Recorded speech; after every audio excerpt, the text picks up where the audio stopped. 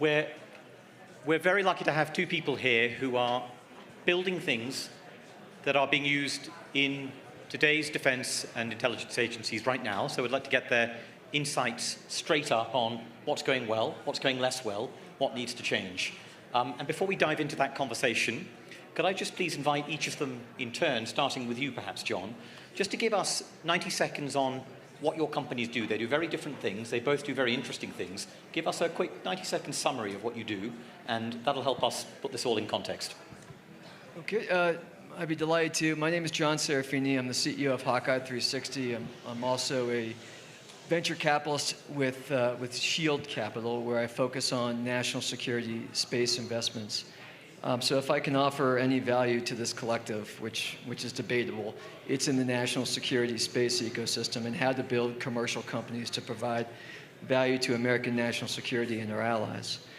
We founded a company named HawkEye 360 about a decade ago. And what HawkEye does is we operate a constellation of 40 satellites that fly in low Earth orbit.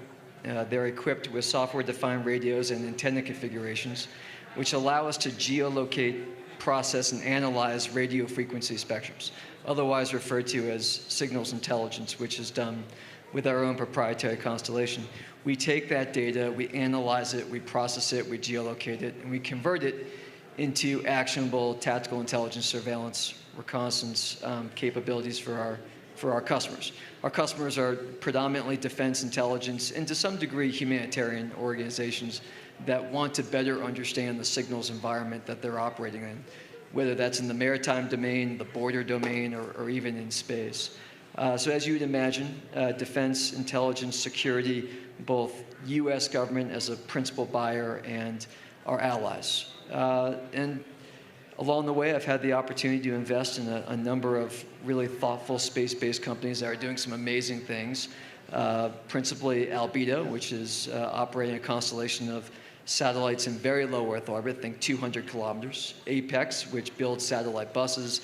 Starfish, which actually projects out into GEO to do on-orbit servicing of other people's satellites, a variety of different capabilities. So I'm pleased to be here with you today, and I look forward to discussing these matters with you. Thank you very much, John. Igor.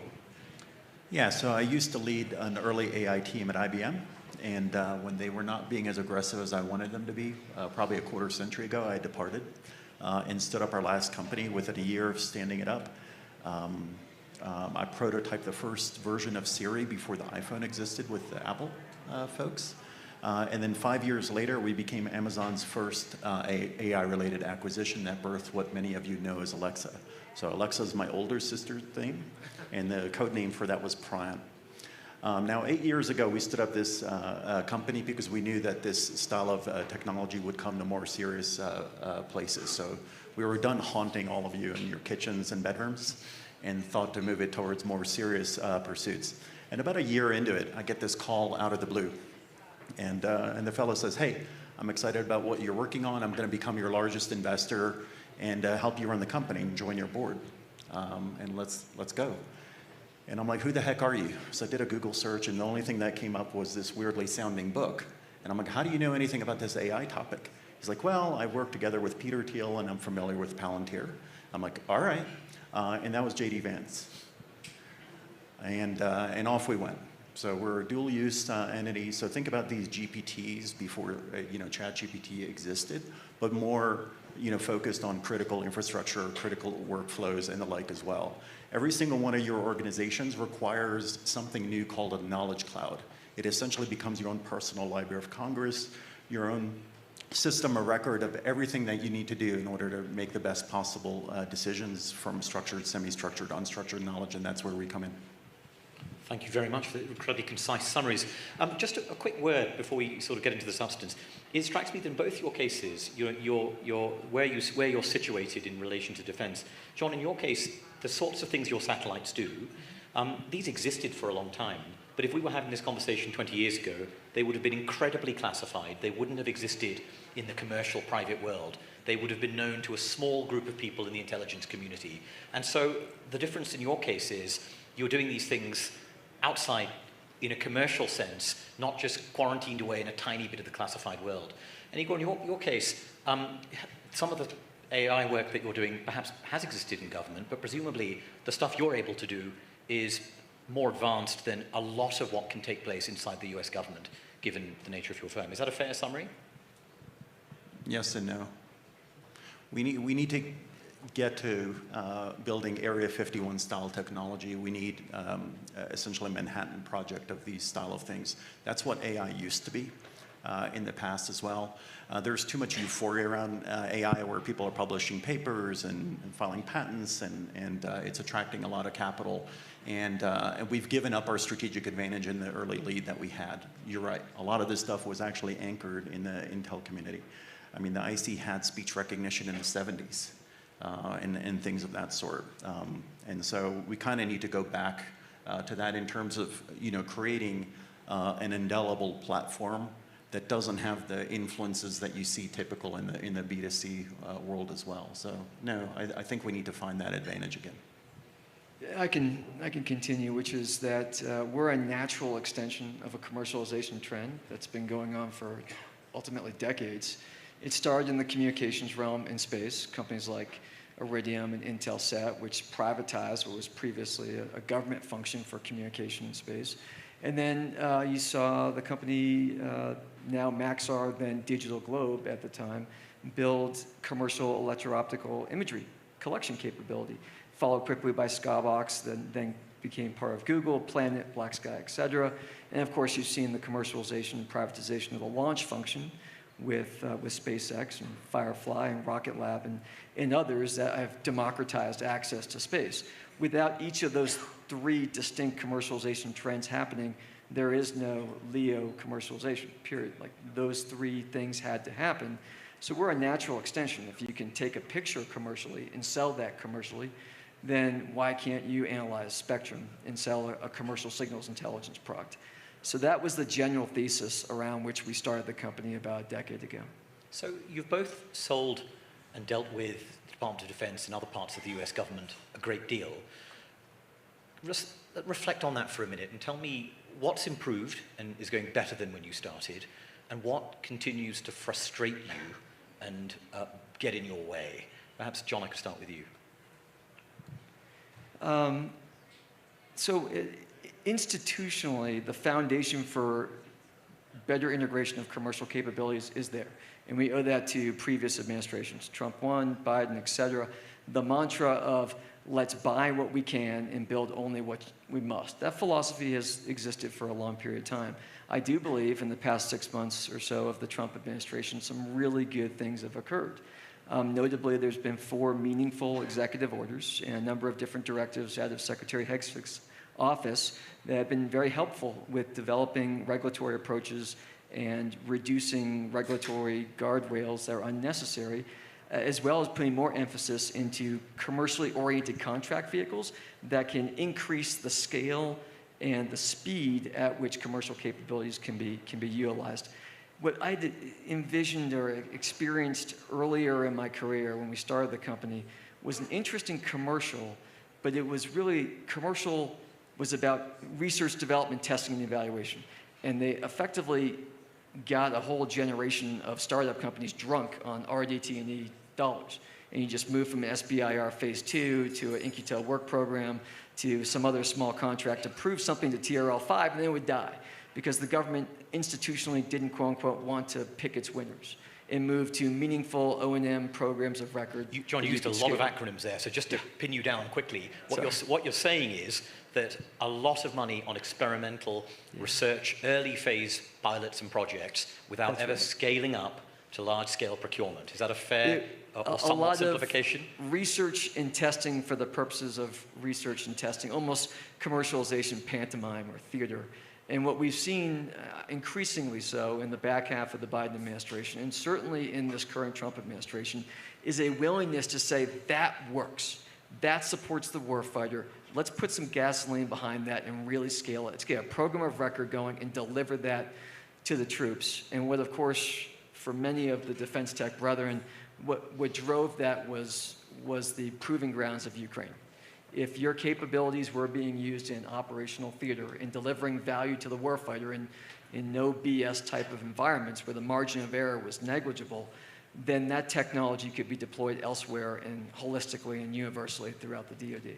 Igor, do you recognize that picture? Do you share some of those frustrations or see different ones? I have ice water inside of me. I don't know. I'm never frustrated by anything. You don't expect Captain Sully to panic. Look, you have a new class of leaders coming in. What would be an example? Army Secretary Dan Driscoll, right? That come from the entrepreneurial world as well, so we can speak shorthand about a lot of these things as well. And remember, entrepreneurs by their very nature, we're naive, right? There's lots of people that tell us that our light bulbs won't work, right? For years upon years upon years, we hear our light bulbs don't work, and then all of a sudden the light bulb works.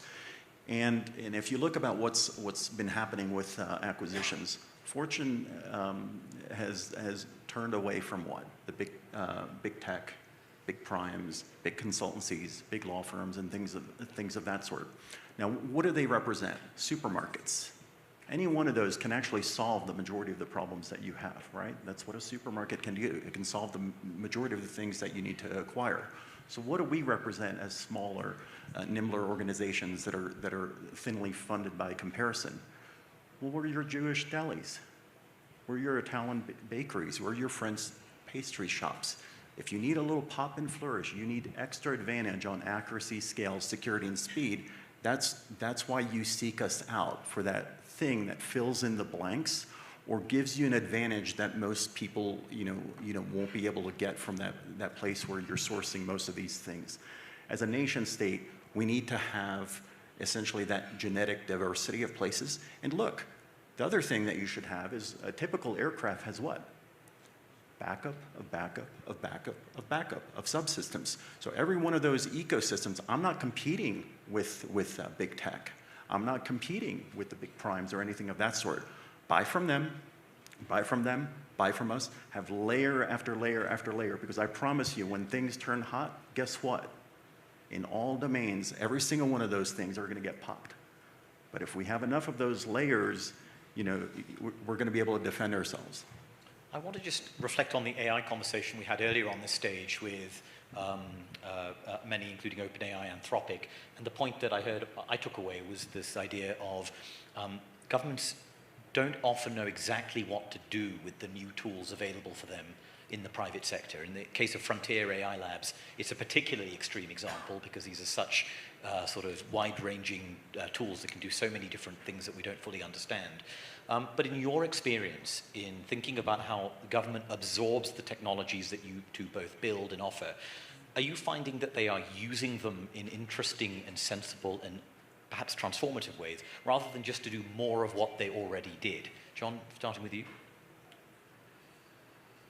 It's difficult for me to discuss specific engagements of our technology given the nature of our work. But I have been ultimately very impressed with the signals intelligence capabilities of the vast majority of our international customers. The US government is a bit different because the level of sophistication for engaging with and utilizing signals is very, very high. Our customers in our nation as a whole have had access to capabilities in the classified domain for decades that have enabled them to produce very exquisite capabilities. I don't need to replicate that in my delivery. But for other countries, particularly those who have never had access to organic signals intelligence collection before, there is a scaling up period of time which requires on-site support and engagement to best exploit the value of the data. Igor? All this stuff came from them. What are we making it sound like government doesn't understand AI? They birthed it all in the first place. Just because you don't know where it was birthed doesn't mean it wasn't birthed there, right? So, in some ways, I don't take an antagonistic view of it as well. They shaped this stuff. Just the problem is it got away from us in some ways. I think one of the things that they mentioned in the last panel is, well, in the second and third world, they trust AI more, and in the first world, we don't trust it as much as well. So I'm also on the board of With Honor, which is seeking to take bipartisan vets and move them into public office. And the place where there was convergence between Republican and Democratic viewpoints is a fear of AI. Now, why is everybody afraid of AI in the first world versus the second and third world? Well, second and third world, it's being operated by authoritarian regimes. Here, you have the most antisocial people on planet Earth that are ones developing these platforms, the same folks that operate our social media platforms where we're worried about our elections, or we're worried about child welfare, about these platforms being used to attack senior citizens and things of that sort. That's why everybody's biting their fingernails. That's where it's coming from. But don't worry. They're claiming that they're going to solve AGI. These big bad labs are going to build a lot of AI data centers, and they're going to get to AGI before anybody else and derive some sort of economic advantage from it. That's not where AGI is going to come from. I'll clue you in. Guess what? You understood everything I just said, but you know what you used to be? A single-cell organism. It's going to come out of somebody's basement. It's going to come out of a garage. You'll never see it coming. Don't think it's coming from there. It's a reassuring thought, Igor. Thank you. I want to just, I'll open up to the floor for some questions in just a minute, but before I do that, you pointed out some clusters of people like Dan Driscoll, the Army Secretary, where there's innovation taking place, and you've also, I think, reminded us the government aren't idiots when it comes to absorbing and using this technology as well, which is helpful. Let's say you've got Secretary Hegseth or Deputy Secretary Feinberg in front of you, and very simply, you can offer them some advice on structural, regulatory, procedural policy changes, very simply, that would significantly scale up their ability to use commercial innovation.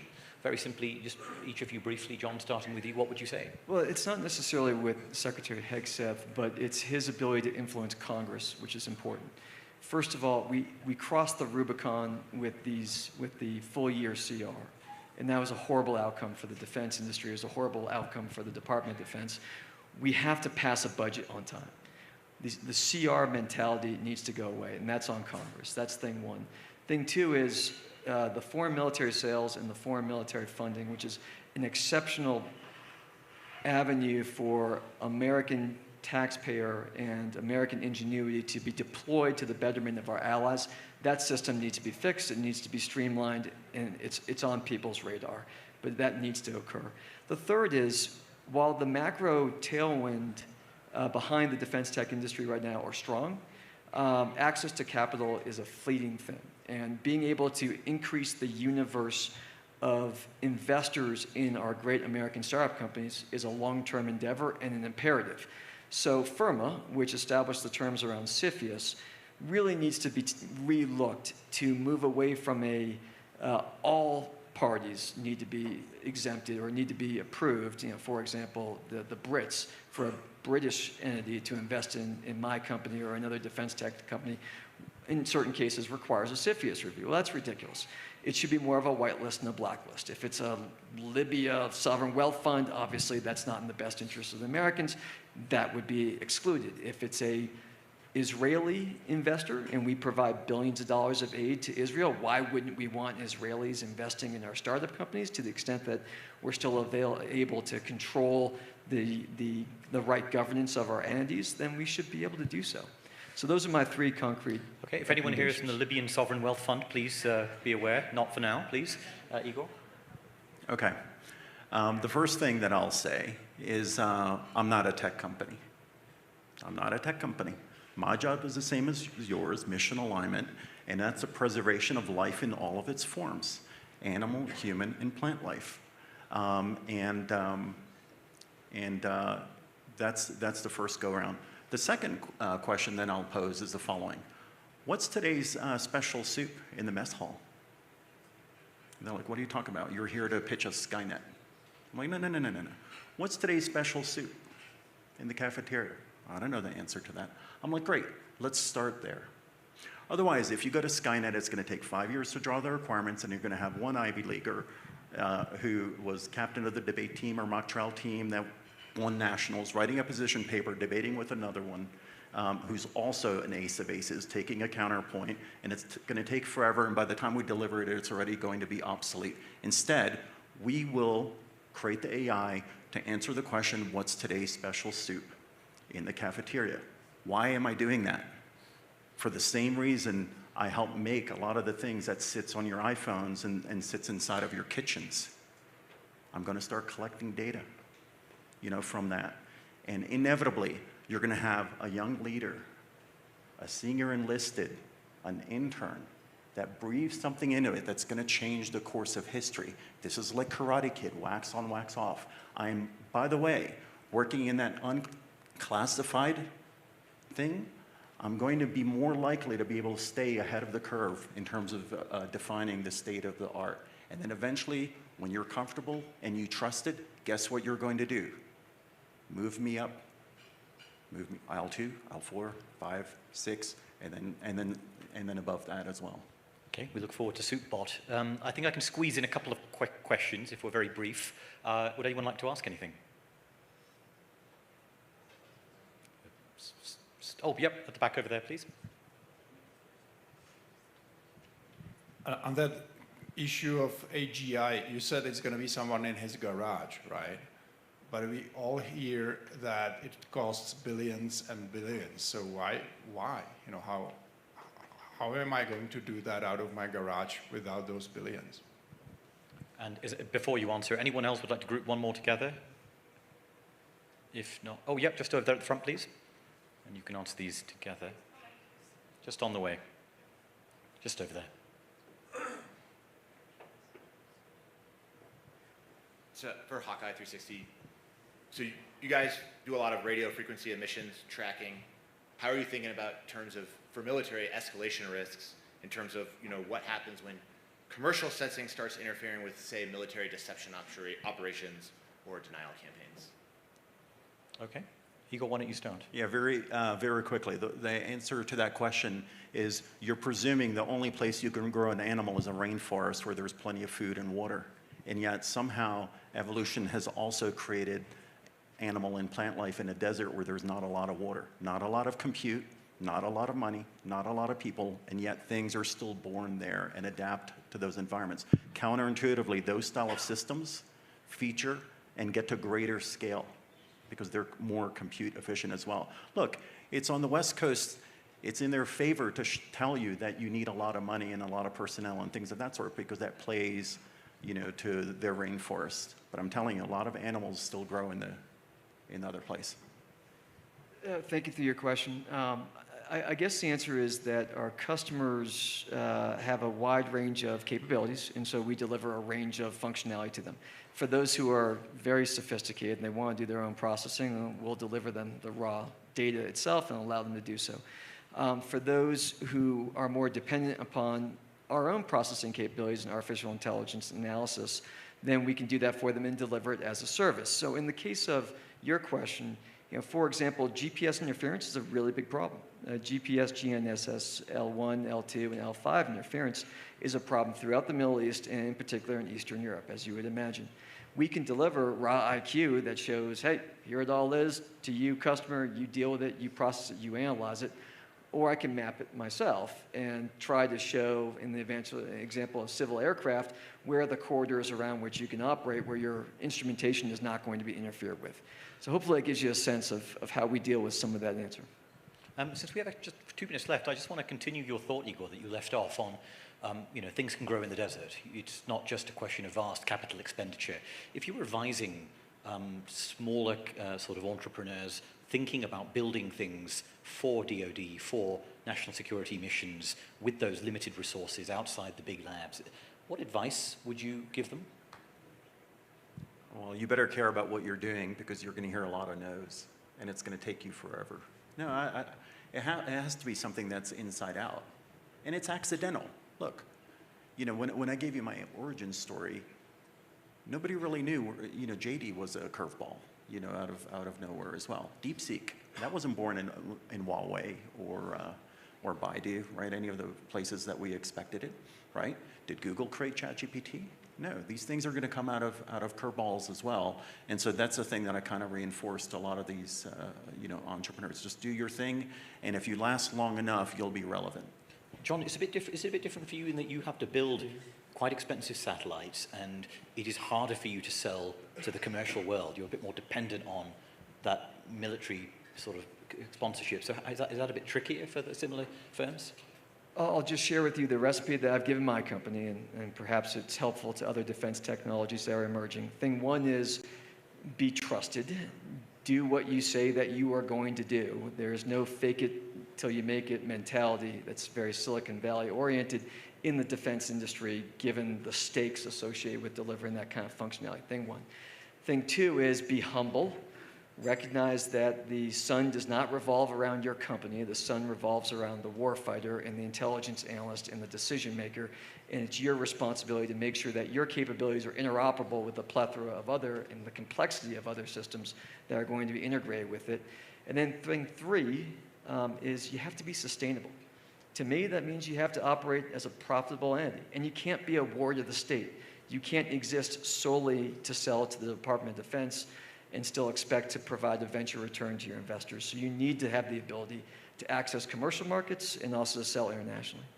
Okay. I want to say something real quick. We're not coin operated. Don't think entrepreneurs are coin operated. You know what drives us every day? Our job is to do what? Solve the triangle of sadness. Ukraine, Israel, Taiwan are the front lines of democracy. We're just the ones creating the tools for the folks that eventually solve that, so everything just stabilizes. Thank you both for your thoughts. Please thank our panelists.